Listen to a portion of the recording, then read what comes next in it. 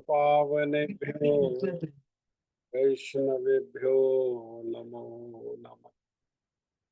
नमो महावदन्याय कृष्ण प्रेम प्रदायते कृष्णाय कृष्ण चैतन्य नामिने गौरतिशे नमः। यं प्रव्रजन्तमनुपेतमपेतकृत्यम् द्वैपायनो विरहकातराजुहाव पुत्रेति तन्मयतया सर्वो अभिनेदुम् तं सर्वभूतहृदयं मुनिमानतोऽस्मि। तमादिदेवं करुणानिधानं तमालवर्णं सुरेतवतारम्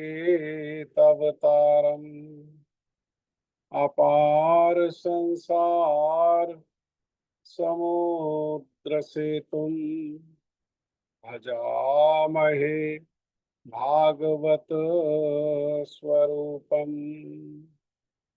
नारायणं नमस्कृत्यं नरं चैव नरोत्तमं देवीं सरस्वतीं व्यासं ततो जयमुदीरये।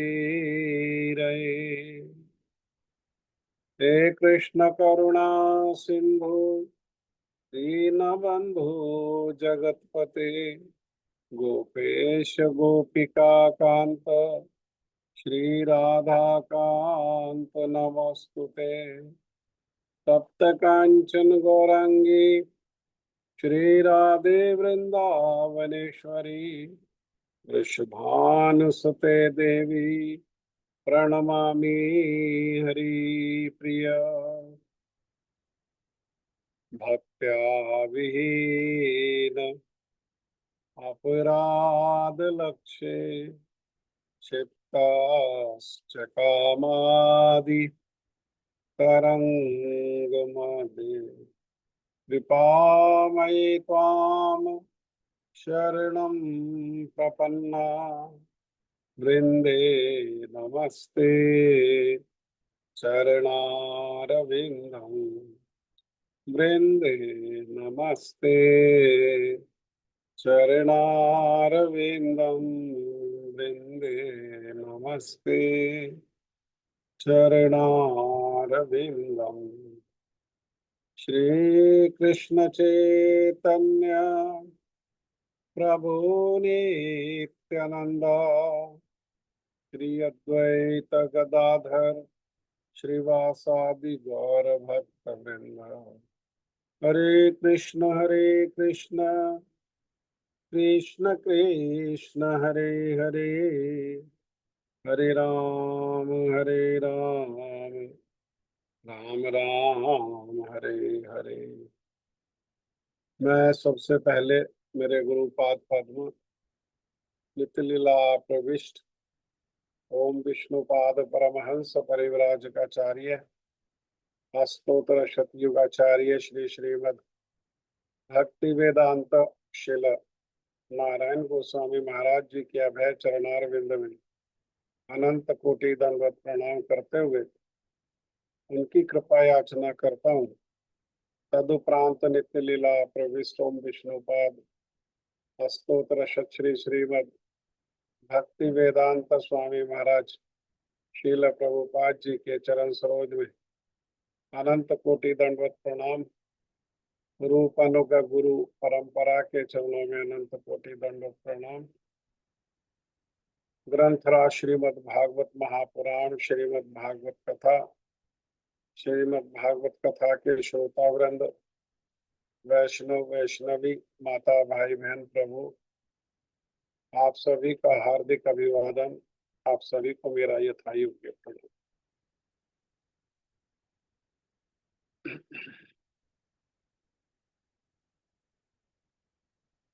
आज भारतवर्ष में और विशेषकर उत्तर भारत में दीपावली का प्रारंभ होता है, और दीपावली का जो प्रारंभ है वो धनतेरस के उत्सव से होता है। परंतु धनतेरस का उत्सव को लोग बाग विकृति के रूप में ही मनाते हैं। वे धनतेरस के जो वास्तविकता है वे उसको नहीं जानते। अधिकतर लोग तो बस धनतेरस का दिन जो है उस दिन ऐसा विचार करके कि केवल आज का दिन किस लिए है, आज का दिन है सोना खरीदने के लिए, चांदी खरीदने के लिए, जेवरात खरीदने के लिए, जो ये सब वहन नहीं कर पाते हैं वे विचार करते हैं कि बर्तन खरीदने के लिए और थोड़ा सा बस घर में दीपक जला देंगे और ये उत्सव हो गया धनतेरस का। धनतेरस के दिन की जो महिमा है वो साधारण लोग जो है वो जानते नहीं और ना ही जानने का प्रयास करते हैं। अधिकतर जो लोग हैं रीति रिवाज मान करके, परिवार की परंपरा मान करके इस प्रकार से उत्सव को मनाते हैं अपने मन माने ढंग से। इस पर इसी जो विचारधारा है ये, इस विचारधारा पर हमारे शिल जगत गुरु शिल भक्ति सिद्धांत सरस्वती ठाकुर शिल प्रभुपाद जी ने बहुत आघात किया और उन्होंने एक कथा के माध्यम से इसकी वास्तविकता को बताया। उन्होंने कहा कि एक कथा का से उदाहरण देते हुए कि एक समय एक माँ और बेटा, पिताजी नहीं है परिवार में, तो वो दोनों रहते थे और साथ में उन्होंने एक काली बिल्ली को भी पाला हुआ था। तो समय आया, बेटा बड़ा हुआ, बड़ा होने पर बेटे का संबंध पक्का हो गया और विवाह का समय भी आ गया। जब विवाह का समय निकट आया तो ये माता जी ने हलवाई को बिठाया मिठाइयाँ आदि बनाने के लिए, अपने संबंधियों को बुलाया। तो घर में संबंधी आने लगे, हलवाई जो है वो मिठाई आदि बनाने लगे, तो घर में चहल पहल हो गई। और घर में चहल पहल होने पर लेकिन परंतु बिल्ली ने तो पहले ऐसा घर में कभी देखा ही नहीं। उसने तो देखा नए नए लोग आ रहे हैं और कोई इधर से उधर हंस रहा है, कोई बात कर रहा है, कोई चिल्ला रहा है, कोई आ रहा है, कोई जा रहा है। तो बिल्ली जो है अधीर हो गई और अधीर होकर के उछल कूद करने लगी। तो माता ने देखा कि ये बिल्ली तो बहुत उछल कूद कर रही है और इस प्रकार से कभी यहाँ कूदती है कभी वहां कूदती है, तो इस प्रकार से विवाह का उत्सव कैसे मनाया जाएगा। तो उन्होंने अपने बेटा से कहा कि बेटा एक काम करो कि दो टोकरे लाओ और एक रस्सी लाओ, तो इस बिल्ली की जो है कुछ व्यवस्था बनाए ताकि बिल्ली भी रह जाए और हमारा जो विवाह का उत्सव है वो भी आराम से सुख पूर्वक शांति पूर्वक बिना किसी बाधा के हो जाए। तो बेटा माँ के कहे अनुसार दो टोकरे ले आया और एक रस्सी ले आया। तो मैया ने बिल्ली को रस्सी से बांध दिया गले से और एक टोकरा नीचे बिछा दिया, बिल्ली को उसके ऊपर बिठा दिया और एक टोकरा उसके ऊपर रख दिया। इस तरह बिल्ली को जो सांस की आवश्यकता है वो भी मिलती रही, और बिल्ली एक स्थान पर बंध भी गई, और बिल्ली के उत्पात से भी ये विवाह का उत्सव जो है उसकी रक्षा हो गई। तो इस प्रकार से विवाह हुआ लड़के का, और लड़के का विवाह हुआ तो बहू विदा होकर के माता पिता के यहाँ से यहाँ आई ससुराल में। और जब घर में प्रवेश किया तो उसने बड़े गौर ध्यान से सारे घर को देखा, और साथ में बाकी चीजों के साथ उसने ये भी देखा कि एक टोकरा नीचे बिछा हुआ है, और एक काली बिल्ली है उसके ऊपर बैठी हुई है, और उसके गले से रस्सी से उसको बांधा हुआ है, और एक टोकरा उसके ऊपर रखा। ये उसने देखा, और बात आई गई हो गई।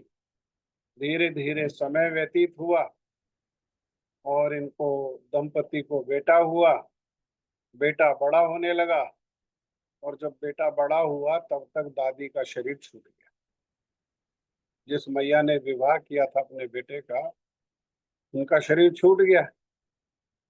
तो समय आने पर ये बेटा भी विवाह योग्य हुआ, और इन्होंने भी विवाह जो है उसका पक्का किया, और विवाह का उत्सव प्रारंभ हो गया। तो अब ये सोचने लगे कि रीति रिवाज को कैसे निभाया जाए, क्या क्या रीति रिवाज है वो सब इसको नहीं पता। तो इसने आसपास की जो माताएं हैं या जो संबंधी हैं माताएं, उनसे पूछा कि विवाह में क्या क्या रीति रिवाज होता है, हम किस प्रकार से विवाह के रीति रिवाजों को करें, क्या क्या करना आवश्यक है, किस दिन क्या किया जाए, किस दिन क्या किया जाए। तो आसपास के जो माताएं थी उन्होंने कह दिया कि देखो रीति रिवाज तो सब परिवारों के अलग अलग होते हैं, आपके परिवार में जैसे होता हो वैसे करो। आपका विवाह हुआ था, आपने जो उस समय देखा, जिस प्रकार से आपका विवाह हुआ तो उसी प्रकार से आप भी करो। तो उसने बेटा से कहा कि बेटा, मैं जान गई कि अब ये विवाह प्रारंभ कैसे होगा।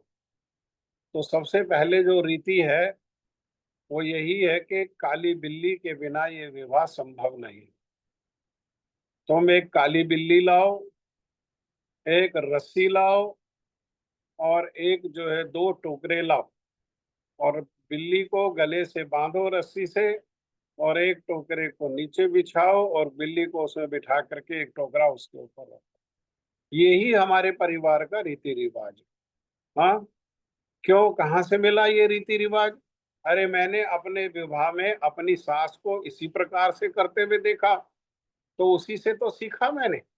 सभी लोगों ने तो कहा जैसा तुम्हारे परिवार में होता आया हो वैसा करो, तो मैंने अपनी सास को करते हुए देखा, तो हमें भी ये विवाह जो है ये प्रारंभ ही तभी हो पाएगा जब हम इस रीति का पालन करेंगे।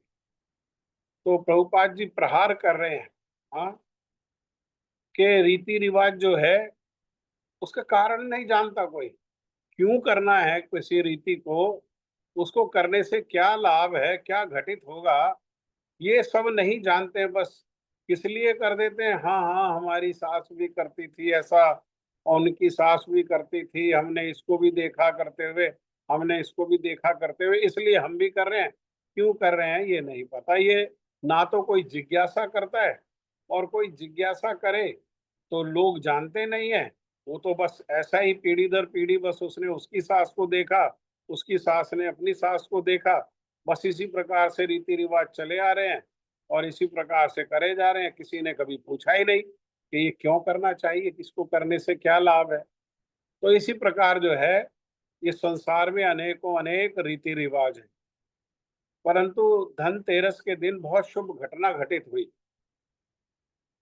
वैसे तो ये जो असुर और देवता हैं इनमें आपस में बहुत प्रतिस्पर्धा है, और आपस में वैमनस्य भी है, और एक दूसरे से अपने स्वयं को श्रेष्ठ बनाए रखने के लिए ये प्रतिस्पर्धा के अंतर्गत नए नए शिक्षा, नए नए ज्ञान को जो है ये प्राप्त भी करते रहते हैं। नए नए अस्त्र, नए नए शस्त्र, सभी चीजों को नया नया विज्ञान, इस प्रकार से ये दोनों के बीच में प्रतिस्पर्धा रहती है, देवताओं के बीच में और असुरों के बीच में।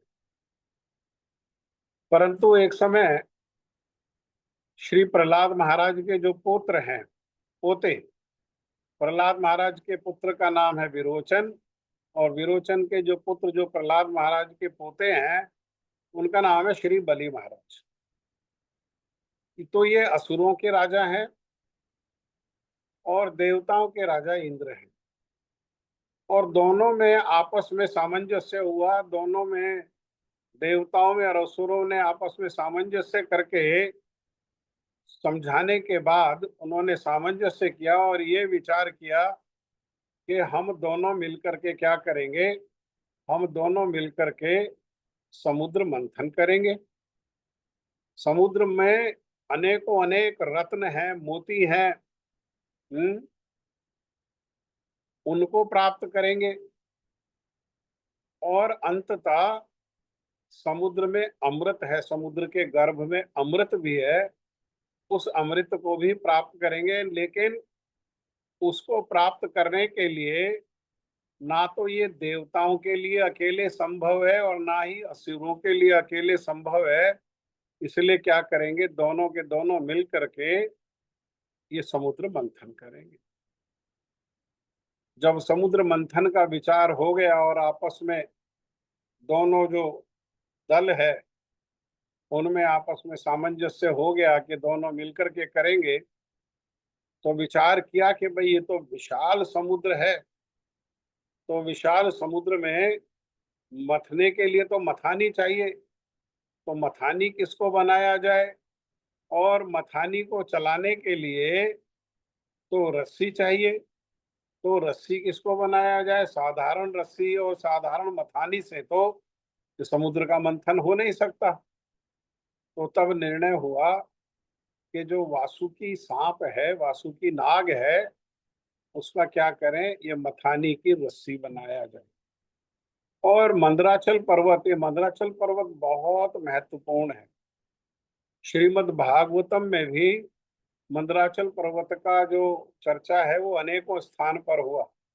जैसे उदाहरण के लिए, जिस समय कुंती महारानी को पता लग गया कि ये जो देवकी नंदन जो कृष्ण है, हाँ, वासुदेव कृष्ण, ये वास्तव में जिनको मैं आज तक अपना भतीजा समझते रही, वो मेरा केवल भतीजा नहीं, वो कौन है, वो तो वास्तव में भगवान है। पता कैसे लगा, जब उत्तरा के गर्भ में परीक्षित महाराज की भगवान ने रक्षा करी, उसके गर्भ में प्रवेश करके अश्वत्थामा ने जो ब्रह्मास्त्र से प्रहार किया था, उत्तरा के गर्भ जो अभिमन्यु का बालक है गर्भ में उत्तरा के, उसको लक्ष्य करके ब्रह्मास्त्र से आक्रमण किया, और ब्रह्मास्त्र की तेज से वो बालक जलने लगा, और उत्तरा ने प्रार्थना करी भगवान से, और उत्तरा की प्रार्थना पर भगवान ने गर्भ में जो बालक है जो मृत प्राय हो गया था, वो उस बालक की रक्षा करी। तो ये बात से कि भाई मरे हुए व्यक्ति को कौन जीवित कर सकता है, मरे हुए व्यक्ति को तो भगवान के अलावा कोई और जीवित कर नहीं सकता है। हाँ, तो ये कौन है, ये साधारण मेरा भतीजा नहीं, ये जो स्वयं भगवान है। तब उन्होंने स्तुति करी कुंती महारानी ने, और कुंती महारानी ने स्तुति करते हुए कहा कि अनेकों अनेक प्रकार की स्तुति करी। पहले उनके नामों की स्तुति करी, सुंदर सुंदर नाम जो है, कृष्णाय वासुदेवाय देवकी नंदनाय च नंद गोप कुमाराय देवकी नंदनाय नंद गोप कुमाराय गोविंदाय नमो नमः। हाँ, इस प्रकार से स्तुति करी। फिर उनके सुंदर रूप की कमल पुष्प से तुलना करते हुए उनके सुंदर रूप की तुलना करी। नमा पंकज नाभाए, नमा पंकज बालिने, नमा पंकज नेत्राय, नमस्ते पंकज अद्रणे। यह एक एक अंग को जो है, कमल, पंकज मतलब कमल पुष्प, उससे उनके उन्होंने तुलना करते हुए, और जिस प्रकार से कमल पुष्प सुंदर होता है एक एक, इसी प्रकार से फिर अंततः वो कहने लगी कि आप प्रभु, आप जो है, आप आजन्मा हैं, परंतु भगवान है तो आप अजन्मा है, आप तो सारे सबके जन्मों के कारण है। परंतु आप अजन्मा होते हुए भी जन्म क्यों लेते हैं?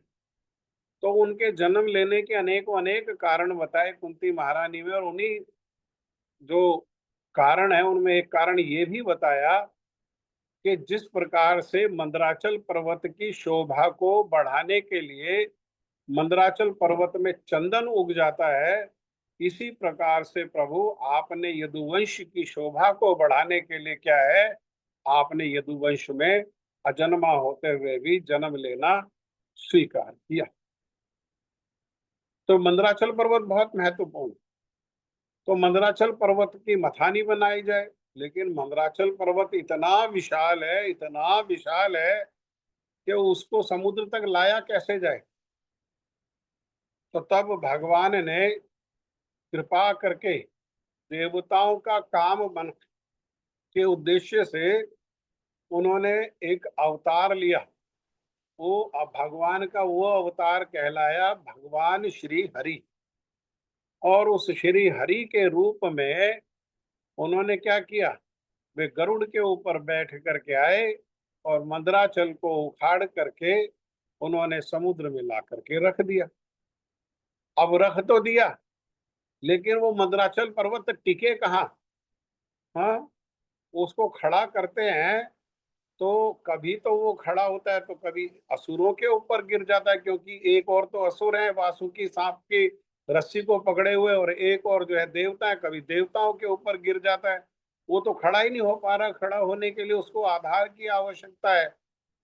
तब भगवान ने कृपा करके देवताओं का काम बनाने के उद्देश्य से एक और अवतार लिया, और भगवान जो है कश्यप के रूप में अर्थात कछुआ के रूप में अवतार लेकर के और मंदराचल पर्वत के नीचे वे प्रवेश कर गए।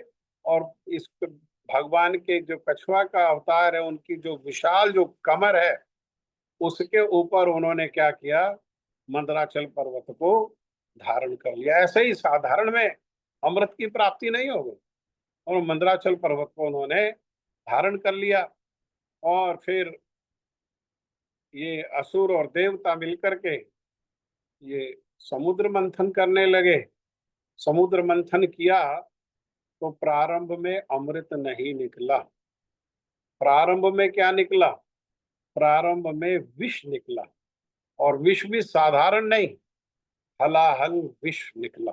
हाँ, ऐसे ही हम भी क्या है, हमारे अंदर भी एक समुद्र है। अगर हम अपना मंथन करते हैं, हमारा मंथन कैसे होता है? हमारा मंथन होता है भगवान के नाम के जप करने से, भगवान की सेवा करने से। तो जब इस प्रकार से जप आदि के द्वारा हम अपना मंथन करते हैं, तो प्रारंभ में अंदर से अमृत नहीं निकलता, अमृत जैसे विचार नहीं निकलते। जन्म जन्मांतर से जो निंदा का, जो विषयों का जो विष एकत्र होया हुआ है, वही पहले बाहर आता है। तो ऐसे ही हलाहल विष बाहर आया, और हलाहल विष जो है वो संसार को जलाने लगा, उसके ताप से संसार जलने लगा।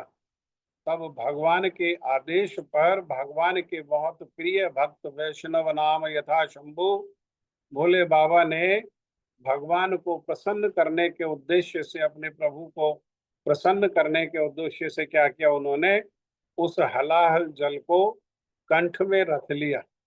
और कंठ में रखने पर वो विष जो है इतना प्रभावशाली है कि उनका सारा कंठ नीला हो गया, और इसी से उनका नाम हुआ नीलकंठ महादेव।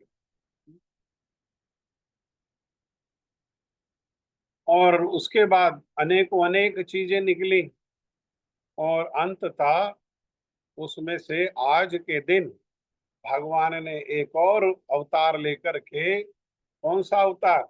ये भगवान ने धनवंतरी के रूप में अवतार लिया।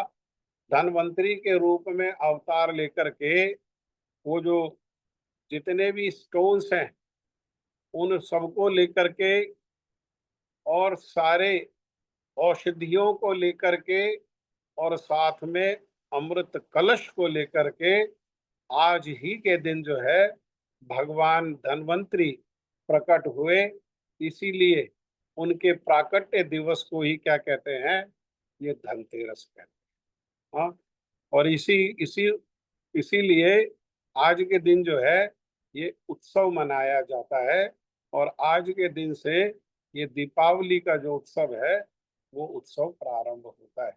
इस प्रकार से ये धनतेरस के दिन ये भगवान की जो विशेष लीला है, और भगवान जो है धन्वंतरी के रूप में जो प्रकट हुए, तो उनके इस प्राकट्य को तो स्मरण करें, भगवान की जो इस प्रकार से जो सुंदर लीला है, जिसकी कृपा से क्या हुआ, ये सारी औषधियां, जितनी औषधियां, ये सारी औषधियां मनुष्य के मंगल के लिए भगवान की कृपा से ही प्राप्त हुई।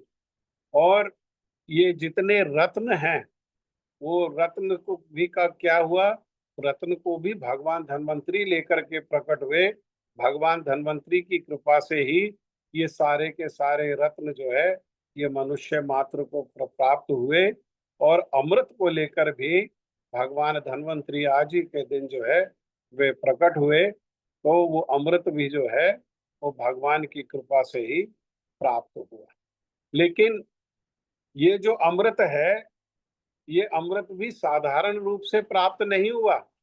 लेकिन साधारण रूप से प्राप्त नहीं होने पर भी जिस समय श्रील सुखदेव गोस्वामी पाद जी श्री परीक्षित महाराज जी को श्रीमद् भागवत कथा उन्होंने सुनाना प्रारंभ किया, तो इंद्र तो अपने सहयोगी देवताओं को लेकर के और अमृत कलश को लेकर के आ गए, और उन्होंने श्रील सुखदेव गोस्वामी पाद जी से प्रार्थना किया कि आप क्या करो, अरे इसे सांप लगा है, और सांप के में ये सांप के काटने से मारा जाएगा परीक्षित, तो ये अमृत लेकर के आए हैं, हम अमृत पी के अमर हो जाएगा।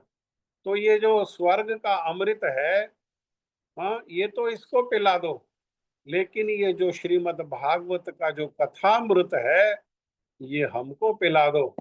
तो कथामृत और ये जो स्वर्ग का जो अमृत है जो प्राप्त हुआ आज के दिन, उन वो दोनों की तुलना नहीं की जा सकती। जो कथामृत है वो बहुत श्रेष्ठ है। इसीलिए श्रील सुखदेव गोस्वामी पाद जी तो क्रोधित हो गए कि इन्होंने दोनों को तुलना कर दिया, और उन्होंने डांट करके भगा दिया इंद्र आदि देवताओं को, और कह दिया कि कहाँ कांच और कहाँ मणि।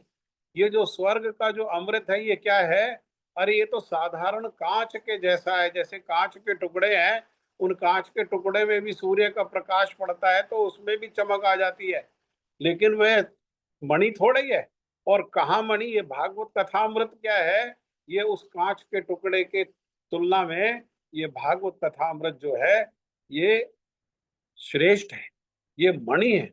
इसीलिए भक्तों के लिए अमृत क्या है, भक्तों के लिए ये श्रीमद् भागवत जो कथा है यही अमृत है। और नित्य नूतन जो श्रीमद् भागवत की जो कथाएं हैं, लीलाएं हैं, उनका श्रवण, उनका कीर्तन और उनका स्मरण ही जीव का हर प्रकार से मंगल का कारण है, और वही जीवन है। और भक्तों के लिए एकमात्र वही अमृत है।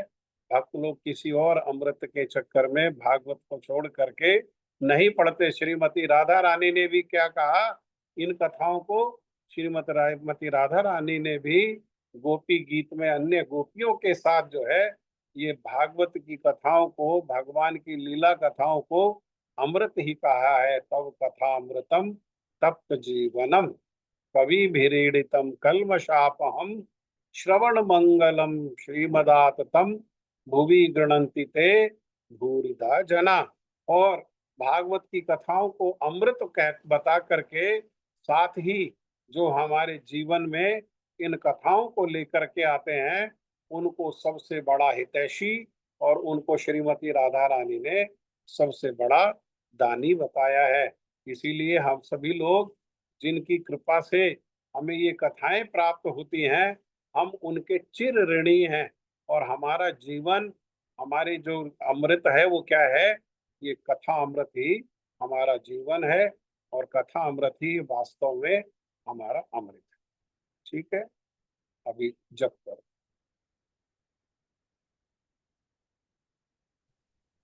आप सभी को दंडवत प्रणाम।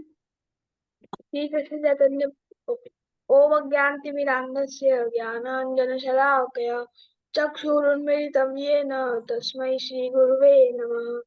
नमो विष्णुपादाय कृष्णपृष्ठाय भूतले श्रीमद्भक्तिवेदान्त गोस्वामीति नामिने श्री कृष्ण चैतन्य प्रभु नित्यानंद श्री अद्वैत गदाधर श्रीवासादि गौर भक्तवृंद की जय।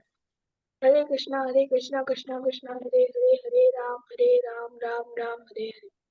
हरे कृष्ण कृष्ण कृष्ण हरे हरे, हरे राम हरे हरे। हरे कृष्ण कृष्ण कृष्ण हरे हरे, हरे राम राम हरे। हरे कृष्ण कृष्ण कृष्ण हरे हरे, हरे राम राम हरे हरे। हरे कृष्ण हाँ कि इंद्र थे देवताओं के राजा, हाँ, और वो उनकी तरफ से बलि महाराज। बलि महाराज। इनके उन्होंने बीच में फिर बाद में युद्ध भी हुआ। युद्ध हुआ क्योंकि जब अमृत निकल आया तो झगड़ने लगे आपस में, मैं पहले पीऊंगा अमृत, मैं पहले पीऊंगा अमृत। हम्म, तो भगवान ने मोहिनी रूप में अवतार लेकर के और ये असुरों को ठग लिया और देवताओं को अमृत पिला दिया। हम्म, और फिर युद्ध हुआ तो देवताओं ने इनको मार डाला, सबको मार डाला। लेकिन शुक्राचार्य जी को संजीवनी विद्या आती थी। हम्म, शुक्राचार्य जी ने संजीवनी विद्या से इन सबको जीवित कर लिया। हम्म, जिसके पूरा शरीर मिल गया, हाथ पैर गर्दन आदि मिल गए, उन हम्म, सबको जीवित कर लिया। तो उन हम्म, सब ने जीवित होकर के शुक्राचार्य जी से बलि महाराज ने शिकायत की, देखो हमारे को इन्होंने बराबर, हमारे को लगाए भी रखा, हमने बराबर मेहनत करी, बल्कि ये पूंछ की तरफ खड़े हुए थे और वासुकी का जो मुख था उसकी ओर हमें खड़ा कर दिया।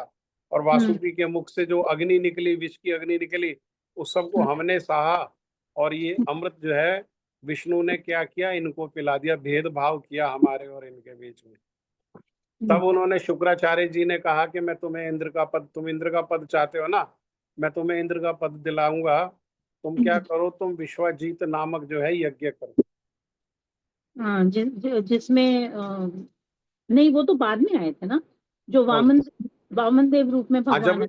जब 100 यज्ञ करते हैं तो इंद्र पद प्राप्त हो जाता है। विश्वजीत यज्ञ में 100 यज्ञ होते हैं।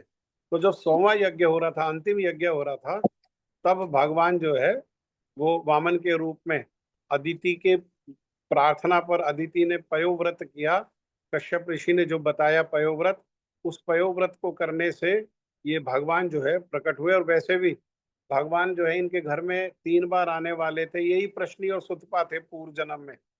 जब इन्होंने भगवान को प्रार्थना किया और भगवान के लिए भजन किया और भजन से प्रसन्न करके उनको अपने पुत्र के रूप में मांगा। और उन्होंने कहा कि मैं इतना प्रसन्न हूं, मैं 3 बार तुम्हारे पुत्र बन करके आऊंगा। तो हम्म, पहली बार प्रश्नी गर्भ के रूप में आए, और दूसरी बार भगवान जो है ये वही सुतपा और प्रश्नी है, अदिति और कश्यप, और इनके घर में वामन के रूप में आए। और तीसरी बार में यही वसुदेव और देवकी हुए और इनके घर में वासुदेव कृष्ण के रूप में। दूसरी बार श्री वामन देव के रूप में आए, तीसरी बार वासुदेव कृष्ण के रूप में आए, पहली बार किस रूप में आए? प्रश्नी गर्भ प्रश्नी गर्भ नाम है उनका। नाम, प्रश्नी के गर्भ में को आश्रय करने के कारण उनका नाम ही हुआ प्रश्नी गर्भ।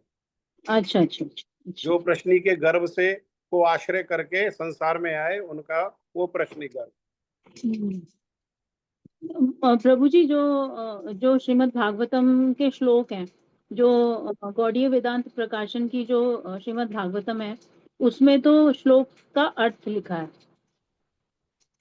अर्थ का विस्तार नहीं, मतलब है ना? हाँ, अर्थ है, अर्थ का विस्तार, वो मतलब तात्पर्य नहीं है उसमें। हम्म, लेकिन वो अगर थोड़ा सा हम अ, गुरु गुरु वर्गों को आश्रय करके अगर उनको हम उसको अगर पढ़ें, तो वो जो अर्थ है वो भी अपने आप में बहुत पूर्ण है। उसको उसको अगर विस्तार, उसको उसको ठीक से समझेंगे तो उसमें विस्तार भी अपने आप ही है। अच्छा। हाँ हाँ। हम्म, जो भागवतम बाद में प्रकाशित हुए, ये पहले 4 स्कंद एक ही उसमें प्रकाशित हुए। हाँ, हाँ तो जी। वो पहले 4 स्कंद जो है उनका तो तात्पर्य नहीं है, लेकिन बाद में जो प्रकाशित हुए, विशेषकर जो 10वीं स्कंद प्रकाशित हुआ है, उसमें अर्थ भी है और उसमें तात्पर्य भी है। अच्छा। ठीक है प्रभु। और किसी का कोई प्रश्न है, और किसी की कोई बात है? प्रभु जी, तो धनतेरस वाले दिन हमारे लिए ये आदेश है कि हम जो भक्त भागवत हैं उनसे, उनके श्रीमुख से ग्रंथ भागवत का पाठ श्रवण सुन करें। अमृत ग्रहण करें। सुने। अगर ऐसी कोई व्यवस्था नहीं हो पाती है उस दिन, तो जो सुना हुआ है उसका स्मरण करें, उसको स्मरण करते हुए भगवान के सुंदर नामों का जप करें। हमारे लिए कथा अमृत है। जिसको जिसको क्या क्या करना है, उसको नित्य निरंतर उसी को पीना है। प्रारंभ में ही कहा ना, पिबत भागवतम रसमालयम। ये भागवत रूप जो है रस का आलय है। रस माने अमृत। हाँ, ये भागवत जो है रस का आलय है। तो ये भागवत अमृत को क्या करो, इसको नित्य निरंतर पियो। ठीक है जी प्रभु जी, एक प्रश्न है। हाँ जी। दंडवत प्रभु जी, हरे कृष्णा। दंडवत जी, हरे कृष्ण। प्रभु जी, जैसे अभी ये कार्तिक का मास चल रहा है, तो अगर इसमें किसी का एक दिन दीपदान रह जाता है, वो नहीं कर पाता, तो हाँ। अगले दिन में क्या 2 दीपदान करने का भी कुछ है ऐसा कि 2 बार आप कर दो तो वो मान लिया जाएगा? वैसे ये जो दीपदान है ना, ये नए भक्तों को उत्साहित करने के लिए कह देते हैं कि दामोदर मास में, कार्तिक मास में करो, वरना दीपदान तो नित्य है। भक्त लोग तो नित्य करते हैं इसको। पूरा साल है, केवल एक साल ही भगवान को दीपक दिखा के सुंदर रूप में उनकी आरती नहीं उतारते, वो तो पूरा जी। साल ही करते हैं। लेकिन अगर किसी का वो रह गया जी। तो ठीक है, आगे से ध्यान रखे कि आगे से बीच में नहीं ब्रेक हो। और जैसा आप कह रहे हैं, थोड़ा सा हृदय की भावना से ठीक है, 2 दीपक लेकर के कर दे। 2 दो दीपक समय कर दें उस दिन 2 समय करते हैं तो 3 समय कर लें। तो प्रभु जी, जैसे अभी आपने बताया कि ये दीपदान नए भक्तों के लिए, मतलब एक कार्तिक मास उनका उत्साह मनाने बढ़ाने के लिए, कार्तिक में दीपदान की महिमा है। दीपदान अच्छा। सभी को करना चाहिए। कार्तिक में दीपदान की विशेष महिमा है। लेकिन भक्त लोगों को तो पूरा वर्ष, हर रोज सुबह शाम जो है दीपक भगवान को दिखाना चाहिए भक्तों के लिए। तो जी प्रभु जी, बट प्रभु जी, संक्षेप में अगर आप बताएं कि इतनी महिमा इस मास में क्यों मानी जाती है दीपदान की, और जो हम 4, 3 और 2 करते हैं, 4, 2 और 3 करते हैं, तो वो क्या है? क्या 4, 3, 2 करते हैं? जैसे पहले उनके चरणों में 4 बार, फिर नाभि में 2 बार, फिर उनके मुख पे 3 वो बार वो करते हैं, वो और 7 बार करते हैं पूरा। वो तो आरती कर जो ना विधि है। वो तो आरती की विधि है कि प्रारंभ कहाँ से करना है, भगवान के चरणों से, फिर जंघा से, फिर नाभि से, फिर जो है छाती से, फिर मुख से, और फिर पूरा शरीर को। ये तो ये तो विधि है। जी ये अर्चन की विधि है। किसी भी कार्य को करने की विधि होती है ना, जी तो जी ये अर्चन की जो है ये विधि है। जी ठीक ठीक है। जी और जी दीपदान की महिमा फिर अभी तो काफी समय लग जाएगा, 10:15 हो गया। कल जी भी प्रभु सुनाई जी। थी, तो अगली बार कथा होगी ना, जब जी के आगे जब कथा होगी, जी उसमें प्रभु फिर दीपदान की महिमा को हम सुनेंगे। जी प्रभु फिर जी। दीपदान इस महीना में विशेषकर क्यों किया जाता है, जी प्रभु जी, धन्यवाद और प्रभु। हरे दामोदर कृष्ण। अष्टकम कीर्तन क्यों किया जाता है हाँ है जी। ना? जी प्रभु, हरे कृष्ण। हरे धन्यवाद। धन्यवाद। ठीक है, अब जय ध्वनि दो। श्री श्री गुरु गौरांगन देव का गिरधारी राधा विनोद बिहारी जी की जय। ओम विष्णुपाद अष्टोत्तर शतशे श्रीमा श्री भक्ति विधान श्री श्रीधर गोस्वामी गुरुदेव महाराज जी की जय। जय नितिल्ला प्रविष्ट ओम विष्णुपाद अष्टोत्तर शतशे श्रीमा श्री भक्ति विधान श्री नारायण गोस्वामी परम गुरुदेव महाराज जी की जय। जय नितिल्ला प्रविष्ट ओम विष्णुपाद अष्टोत्तर शतशे श्रीमा श्री भक्ति वेदांत श्री भक्ति वेदांत श्री जय नितिल्ला प्रविष्ट ओम विष्णुपाद अष्टोत्तर शतशे श्रीमा श्री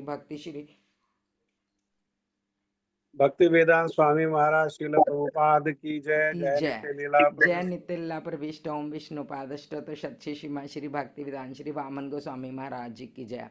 जय नितिल्ला प्रविष्ट ओम विष्णुपाद अष्टोत्तर शतशे श्रीमा श्री भक्ति विधान श्री त्रिक्रम गोस्वामी महाराज जी की जय। जय नितिल्ला प्रविष्ट ओम विष्णुपाद अष्टोत्तर शतशे श्रीमा श्री भक्ति विज्ञान श्री भारती गोस्वामी महाराज जी की जय। जय मिथिला प्रविष्ट ओम विष्णुपाद अष्टोत्तर शतशे श्रीमा श्री भक्ति विदाम श्री भक्तिदत्त माधव गोस्वामी महाराज जी की जय।